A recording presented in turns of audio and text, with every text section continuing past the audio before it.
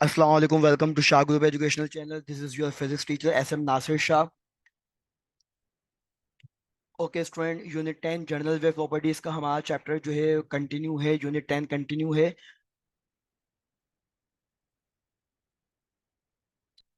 Okay student, now we are going to discuss another topic. The name is wave. As you can see on your screen, student, हम जब wave की बात करते हैं तो a method transport energy from one point to another point. कि अगर कोई वेव जनरेट हो रही है तो ये बेसिकली क्या है, एनर्जी ट्रांसफर होती है one point to another point without transfer of matter is called wave. Matter के ट्रांसफर हुए बगैर, जिसको हम क्या कहते हैं, वेव कहते हैं। लेट सपोज, अगर मेरे पास फर्ज कर लें कि ये एक स्ट्रिंग है और मैंने यहाँ से इसको जो है वो डिस्टर्ब करना शुरू किया है, तो आप देखें इसकी एक वेव जनरेट हो जाएगी जो कि क्रस्ट और ट्रफ पर बेस करेगी।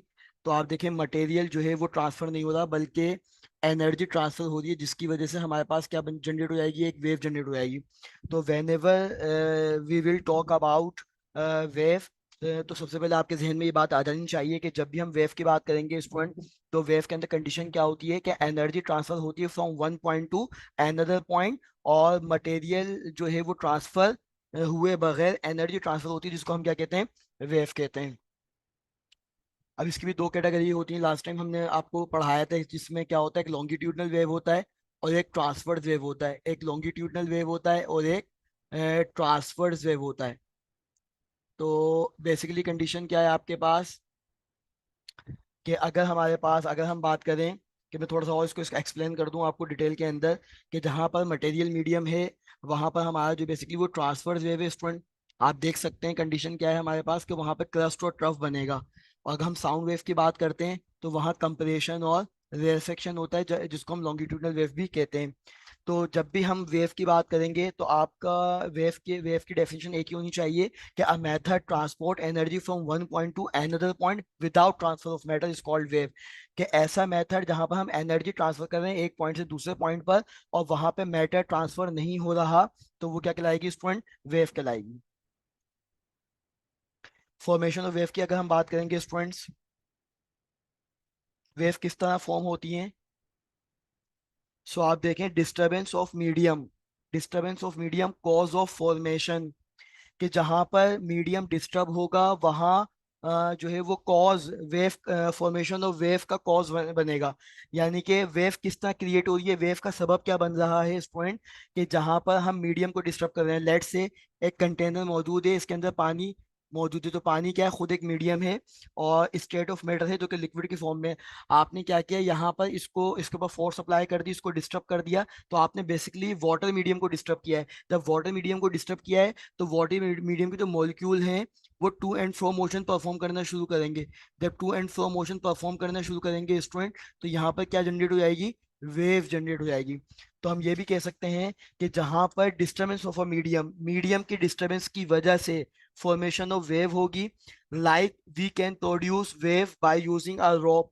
आप रोप ले लें, एक रस्सी ले लें, स्ट्रिंग ले लें, डोरी ले लें, उसको क्योंकि डोरी खुद क्या है, एक मीडियम है, सॉलिड फॉर्म में है। तो अब कंडीशन क्या होगी आपके पास, कि जब आप उसको, स्ट्रिंग को एक साइड से क्या कर देंगे, टाई कर देंगे, और एक साइड से जब आप यहाँ पर इसको होल्ड करके फोर्स अप्लाई करेंगे, तो मीडियम क्या होता है, डिस्टर्ब होता है। जब मीडियम डिस्टर्ब होगा तो वेव जनरेट होना शुरू हो जाएगी। स्लिंग की स्प्रिंग ले लें, वाटर वेव ले लें, वाटर वेव रिपल टैंक में ले लें। सही है स्टूडेंट, कि अगर हम वाटर वेव रिपल टैंक के, रिपल टैंक क्या होता है बेसिकली, कि जहाँ पर आर्टिफिशियल वेव जनरेट कराई जाती हैं, और हमने इसका टॉपिक भी डिटेल में डिस्कस किया है। आपने यकीनन जो है वो इसको स्टडी किया होगा। तो water wave in ripple tank की एग्जांपल ले लें, स्लिंग की स्प्रिंग की एग्जांपल ले लें स्टूडेंट। सही है। और रोप यानी स्ट्रिंग डोरी की एग्जांपल ले लें। तो ये सब वो मीडियम है कि जब आप इनके ऊपर फोर्स अप्लाई करते हैं तो ये मीडियम डिस्टर्ब होने के बाद वेव जनरेट कर देता है, वेव क्रिएट कर देता है विदाउट ट्रांसफरिंग ऑफ मैटर, बल्कि एनर्जी ट्रांसफर होती है from one point to another point. अब देखें student, wave motion by using a rope. अब वेव मोशन हम डिस्कस करने जा रहे हैं रोप के जरिए। We can produce wave on a rope. हम जो है रस्सी यानी स्ट्रिंग के ऊपर वेव प्रोड्यूस कर सकते हैं by attaching one end to a wall. हम क्या करें कि स्ट्रिंग का एक एंड को वॉल से अटैच कर दें and continuously moving the other and up and down, और दूसरा एंड जो हमने अपने हैंड में होल्ड किया होगा उसको हम क्या करें कंटिन्यूसली अपवर्ड एंड डाउनवर्ड जो है उसको मूव करें एज शोन इन फिगर, जैसे कि आपको डायग्राम में दिखाया गया है। अगर आप देखें आपने इसको वॉल से क्या कर दिया, स्ट्रिंग का एक एंड रॉप का एक एंड आपने क्या कर दिया स्टूडेंट टाई कर दिया, और एक एंड को हैंड से होल्ड किया, और होल्ड करने पर यहाँ पे आप up and down force apply करके इसको मूव कर रहे हैं। तो कुछ इस तरह की वेव आपको जो है वो रोप में क्रिएट होती हुई दिखेंगी, स्ट्रिंग में क्रिएट होती हुई दिखेंगी। So these up and down movement produce oscillation or vibration. तो अप और डाउन मूवमेंट की वजह से वहां पे ऑक्सिलेशन या वाइब्रेशन प्रोड्यूस हो जाएगी। So we can observe that the generated drop wave travel toward the wall. आप देखें वेव जो है वो वॉल की तरफ बढ़ेगी, where is the rope itself move only up and down, जबकि रोप खुद आगे नहीं बढ़ रही बल्कि वो मूव कर रही है अपवर्ड एंड डाउनवर्ड। तो इसका मतलब यहाँ पे जो अभी हमने पढ़ा था कि wave energy transfer from one point to another point without transfer of material medium. तो मटेरियल ट्रांसफर नहीं होगा बल्कि मटेरियल के अंदर जो एनर्जी आप अप्लाइंग फोर्स के थ्रू क्रिएट कर रहे हैं वो ट्रांसफर होगी। The rope is the medium through which the wave travel और प्रोपागेट। रोप एक बेसिकली मीडियम है स्टूडेंट जिसके जरिए हम एनर्जी ट्रांसफर कर रहे हैं। तो हमारे पास एक क्रस्ट और ट्रफ की फॉर्म में वेव क्रिएट हो रही है जैसे कि डायग्राम में दिखाया गया है। मैं अगेन रिपीट करूंगा, थोड़ा डायग्राम के ऊपर डिटेल में समझाऊंगा कि आपने इस स्ट्रिंग को क्या कर दिया था वॉल से टाई कर दिया था, ये वॉल है, और अब आपने इसको एक हैंड से क्या करा वॉल से फिक्स्ड किया, एक हैंड से होल्ड किया, अब अपवर्ड और डाउनवर्ड फोर्स अप्लाई करी। तो देखें रोप अपनी जगह पर मौजूद है, अपवर्ड एंड डाउनवर्ड मूवमेंट कर रही है, बट एनर्जी ट्रांसफरेंस की वजह से वेव क्रिएट हो गई है क्रस्ट और ट्रफ की फॉर्म में। अपवर्ड पार्ट क्रस्ट और downward part trough as you can see on your screen. और इसको हम ट्रांसफर वेव भी कहते हैं स्टूडेंट। और आपको पता है वेवलेंथ क्या होता है, that distance between two consecutive crest and trough it is said to be wavelength. So यहाँ से यहाँ तक का फासला भी हमारे पास क्या कहलाएगा वेवलेंथ, जिसको हम लैम्डा भी सिंबलाइज करते हैं। Wave in a slinking spring. Okay student, slinky spring की अगर हम बात करें तो जैसे कि आपको डायग्राम में दिख रहा है, a slinky spring is a pre compressed helical or coiled spring. एक तो प्री कंप्रेस्ड होता है, एक दूसरे के साथ करीब करीब होता है, और क्वाइल्ड होता है यानी सर्कुलर शेप में होता है, सही है। और एज शोन इन फिगर जैसे कि आपको डायग्राम में स्टूडेंट दिखाया गया है, we can perform several experiment with a slinky in the laboratory. हम जो है वो सेवरल एक्सपेरिमेंट परफॉर्म कर सकते हैं इस स्लिंकी स्प्रिंग के through to understand the phenomena of different type of wave motion. जहां पर हमें अगर इस लिंक स्प्रिंग के थ्रू वेव के डिफरेंट टाइप ऑफ मोशन को डिस्कस करना हो या समझना हो, इस फिनोमेना को परफॉर्म करना हो, तो हम इस एक्सपेरिमेंट को कर सकते हैं स्लिंग स्प्रिंग के थ्रू। ओके स्टूडेंट, जैसे कि आप देख रहे हैं स्लिंग के स्प्रिंग को एक हमने वॉल से कनेक्ट कर दिया, वॉल से जो है फिक्स्ड कर दिया, टाई कर दिया। Attach one end of the spring with a wall, एक एंड आपने जो है वॉल से फिक्स कर दिया है। Now moving the free end of the sling की हॉरिजॉन्टली। अब आपने जो इसका एक फ्री एंड था उसको आपने क्या किया है मूव करना शुरू किया है, और horizontally left and right continuously on the table will be able to see the coil of the spring moving left and right. तो आप देखें ये जो आपने इसको मूव करना शुरू किया है फोर्स अप्लाई कर कर, तो अब इस कंडीशन पे क्या आ रहा है हमारे पास कि ये लेफ्ट और राइट की कंडीशन पर अपवर्ड एंड डाउनवर्ड मूवमेंट हो रही है। तो आप देखें आपको यहाँ पर भी वेव जनरेट होती हुई दिखेगी, क्रस्ट की फॉर्म में, ट्रफ की फॉर्म में, क्रस्ट की फॉर्म में, ट्रफ की फॉर्म में, क्रस्ट की फॉर्म में, ट्रफ की फॉर्म में, क्रस्ट की फॉर्म में। इस पर आप देख रहे हैं। तो where is the hump travel to the other end as shown in figure. तो आप देखें ये जो हम्प क्रिएट हो रहा है क्रस्ट और ट्रफ की फॉर्म में, अब ये आहिस्ता आहिस्ता आगे बढ़ना शुरू हो गया है। ओके स्टूडेंट, अगर मैं इसका दूसरी कंडीशन देखूं, तो now moving the free end of the attach wall sling spring continuously back and fourth. अब आप बैक एंड फोर्थ की कंडीशन पे लेके आ रहे हो और इसको हॉरिजॉन्टली मूव कर रहे हैं। तो हॉरिजॉन्टली मूव करने पे आप देखेंगे कि कुछ स्प्रिंग का पार्ट जो है वो क्लोज हो जाएगा और कुछ दूर हो जाएगा। तो यहाँ पे बजाय क्रस्ट और ट्रफ की जगह पर यहाँ पे कंप्रेशन और रेयर फ्रैक्शन जनरेट होना शुरू हो जाएगा स्टूडेंट। कंप्रेशन और रेयर फ्रैक्शन जनरेट होना शुरू हो जाएगा, जिसको हम लॉन्गिट्यूडनल वेव भी कहते हैं। You can observe the individual coil moving forward and backward. अब आप क्या कर रहे हैं, इंडिविजुअल कॉइल को फॉरवर्ड की तरफ मूव कर रहे हैं और बैकवर्ड की तरफ मूव कर रहे हैं, जिसकी वजह से कुछ स्प्रिंग का पार्ट क्लोजेस्ट हो जा रहा है और कुछ स्प्रिंग का पार्ट फारदेस्ट हो जा रहा है। जो फारदेस्ट पार्ट होता है उसको रेयर फ्रैक्शन कहते हैं, जो क्लोजेस्ट पार्ट होता है उसको कंप्रेशन कहते हैं। So where the coil are compressed are seen traveling from the fixed end to the other end.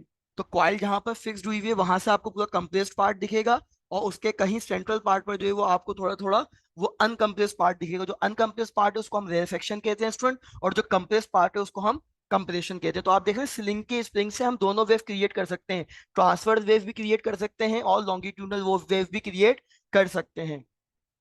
तो इस फिनोमेना से ये बात पता चली हमें कि ट्रांसवर्स वेव भी और लॉन्गिट्यूडनल वेव भी जो है वो एट अ टाइम क्रिएट हो रही है by an experiment of slinky spring.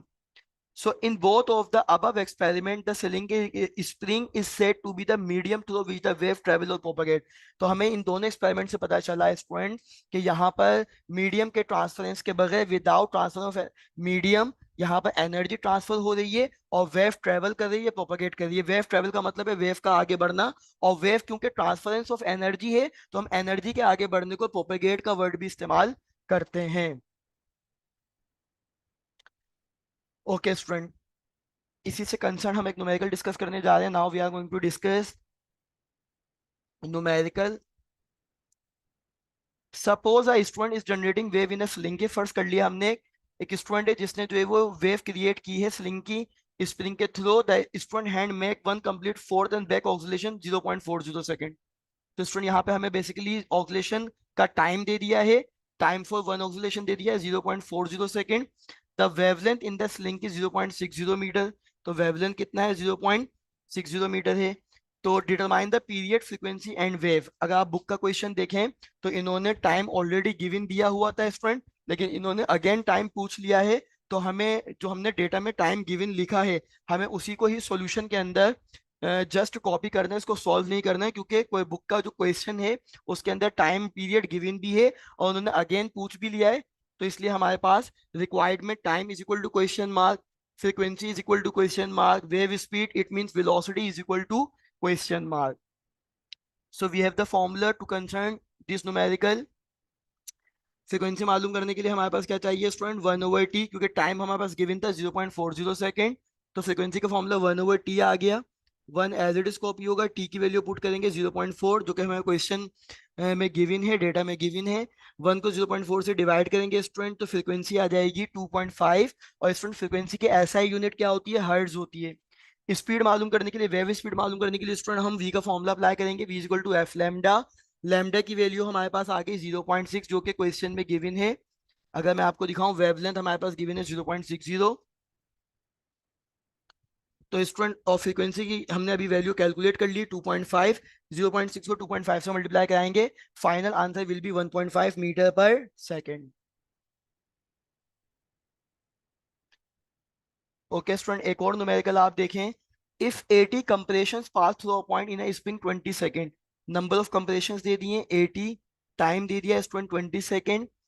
Calculate the frequency, F हमें मालूम करना है, पीरियड टाइम हमें मालूम करना है, और टू कंसेक्यूटिव कंप्रेशंस यानी कि वेवलेंथ हमें मालूम करनी है।